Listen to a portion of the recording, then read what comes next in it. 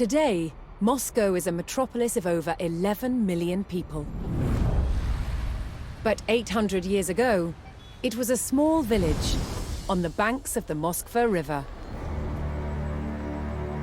A modest settlement surrounded by simple wooden defenses.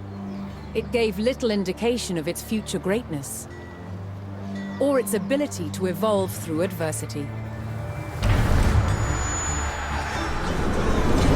Moscow was frequently attacked and destroyed. Yet each time, it rose from the ashes, stronger and better defended. Its first real test came in 1238. This time, they faced a new enemy, the Mongols.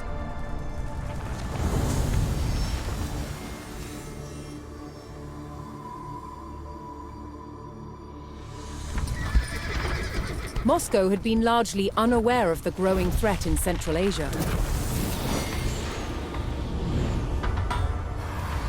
Genghis Khan, founder of the Great Mongol Empire, had conquered most of the Asian continent.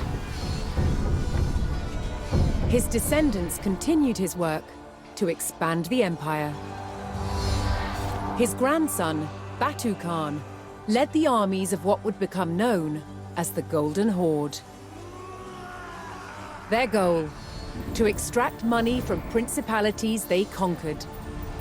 One by one, states in the region, known collectively as the Rus, fell to the Golden Horde. Moscow was next. In 1238, the Mongol Golden Horde surrounded Moscow and besieged its wooden walls. It would only hold out for 5 days. Moscow burned. That could have been the end of its story, but the people of Moscow were resilient. They would not give up their home or their control of the Moskva River, an important trade route. They began to rebuild and strengthen Moscow's defenses. Yet one question remained. Would the terror return?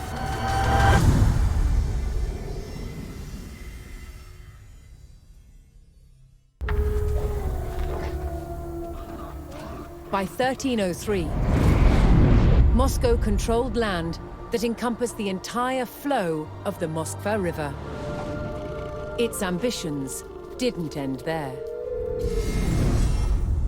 Moscow continued to expand its borders through its wealth rather than warfare. Its tactic was to buy land from bankrupt rulers, acquiring entire towns and villages in the process.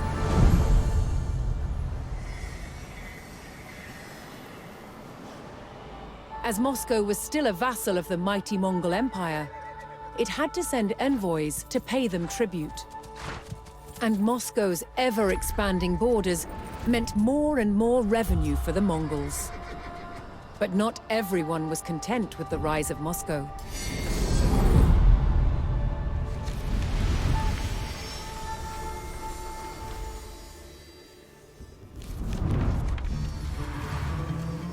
As Moscow grew in power and influence, its Grand Prince, Dmitry Ivanovich, reinforced its vulnerable defenses. Its wooden fortress, the Kremlin, was rebuilt. This time, in stone. But even stone walls didn't deter its enemies. By 1368, Lithuania saw rapidly expanding Moscow as a real threat. Joining forces with the Principality of Tver, they set out to challenge its dominance. They attacked Moscow. But the stone walls held, and the enemy retreated. Tension between the factions refused to die down. In 1370, Moscow marched on territories belonging to both Tver and Lithuania. igniting a full-blown war. Years of bloody conflict ensued, until Moscow's Grand Prince Dmitry Ivanovich finally defeated both enemies. Yet Moscow was still a vassal of the Mongol Empire, which still demanded tribute. Moscow must keep up the payments or face retribution.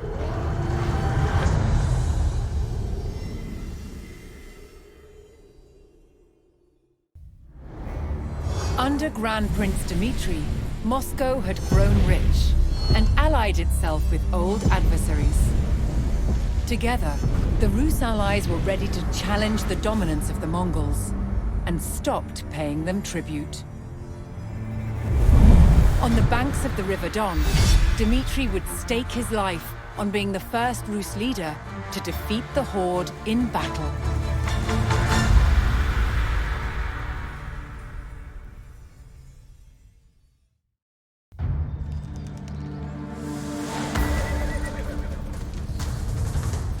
On the morning of September 8, 1380, at Kulikovo, the Moscow-led Rus army defeated the Mongols for the first time.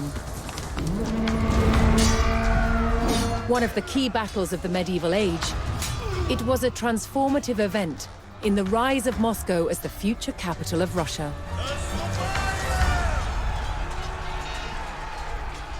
For the first time, rival principalities had joined Moscow to fight a common enemy. Now, many Rus principalities began to see themselves as one. Future leaders of Moscow would draw on the memory of this battle to claim their supreme political position in Russia.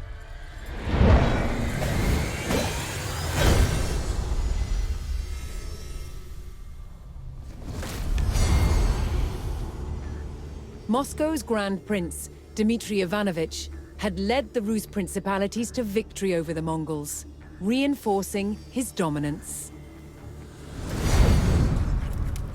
But for the Mongols' leadership, the defeat at the Battle of Kulikovo was disastrous.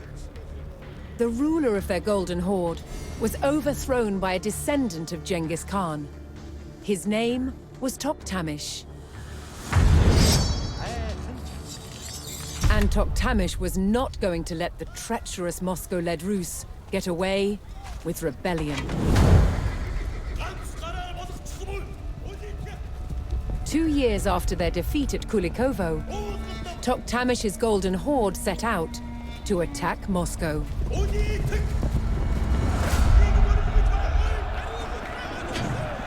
The city had not felt the wrath of the Mongols for more than a century.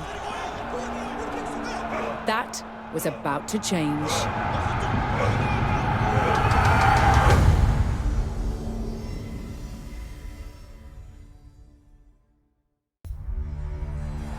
In the century following the Mongols' vengeful attack on Moscow, Dmitry Donskoy's son and grandson clung to the Rus throne. Amid old rivalries and fragile alliances, Dmitry's great-grandson Ivan III set out to consolidate Moscow's control over all the Rus. But one independent republic would not yield to Moscow, the wealthy commercial center of Novgorod.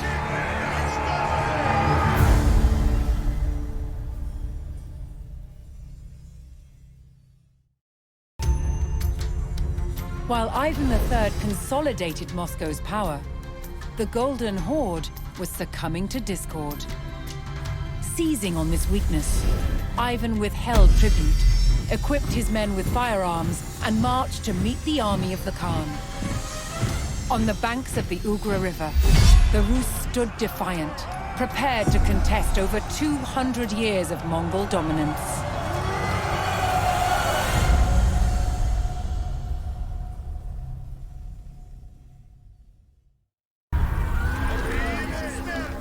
In 1480, Moscow's army, led by Ivan III, faced off against the Mongols across the banks of the Ugra River.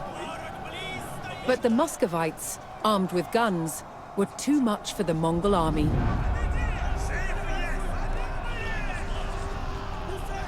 When the Mongols realized reinforcements weren't coming, they retreated. Now Ivan III was free to pursue his ambitions to expand Moscow even further.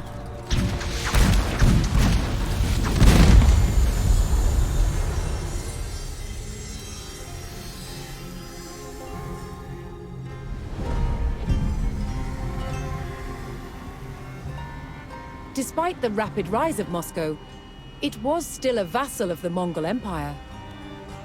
But after the stand at the Ugra River, Ivan III's ongoing refusal to pay tribute antagonized the Mongols. Yet, retribution never came. Cracks had developed in the highest levels of Mongol rule, and the Golden Horde shattered into smaller khanates, beset by infighting. So Moscow was left free to expand. Ivan III continued taking control of smaller Rus principalities by any means necessary. Some had been ruled for over 100 years by an historic enemy, Lithuania. Ivan III was determined to take them back. By 1500, he had turned Moscow into more than just a city or a state. It was an entity that he claimed represented all the Rus people. Ivan's successor, Vasily III, would fight to take back the lands from Lithuania that he believed belonged to Moscow.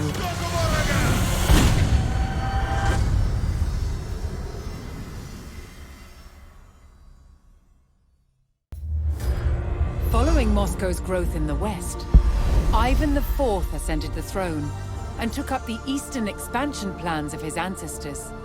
The Tatar Khanate of Kazan lay just across the border. But the Tatars had resisted many Rus sieges in the past. In his final attempt to capture the Tatar lands, Ivan would deploy bold new strategies.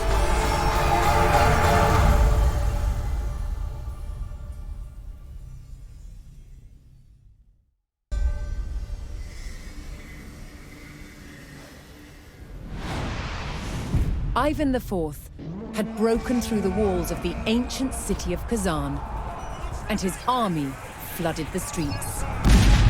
They hunted down its defenders and their allies, and brutally sacked the city. Kazan had fallen to the unstoppable military might and strategic innovation of the Muscovite war machine. In the years that followed, Ivan IV waged war after war to bring vast new territories under Moscow's rule. By 1547, he had declared himself the first Tsar of all Russia.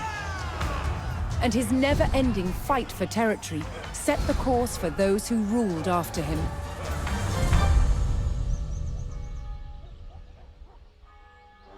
Moscow was no longer a small fort on the banks of the Moskva River.